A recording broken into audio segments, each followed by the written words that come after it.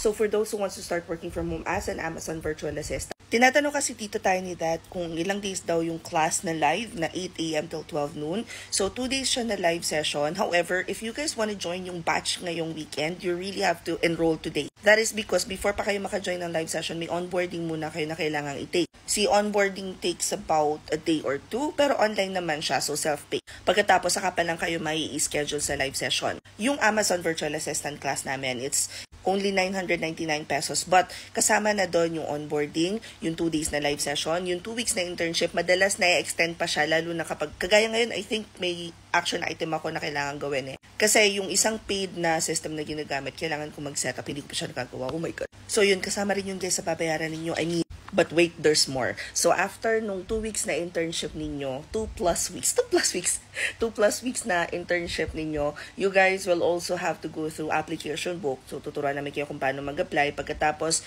meron kayong mock interview which is your one-on-one with me. Tapos saka pa lang namin kayo isa-certify. All of this for the price of again 999 pesos. If you guys wanna join, click nyo lang itong link sa bio ko. Now, this will open the Gig Hub. Si Gig Hub guys, nandyan na lahat, pati free resources. So kung wala ka pa yung idea sa freelancing, this is a good spot.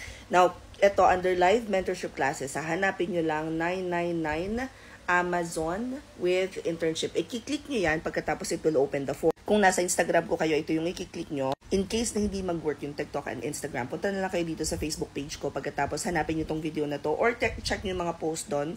Nakalink na doon yung direct sa form. Now, uulitin ko lang, last and final call. If you wanna join yung class this weekend, mag-enroll na kayo ngayon because may dadaanan pa kayong mahabang onboarding before namin kayo ma-schedule sa live. Hope this helps. Comment down the questions you guys have about working from home. Follow for more work from home chismis. Bye!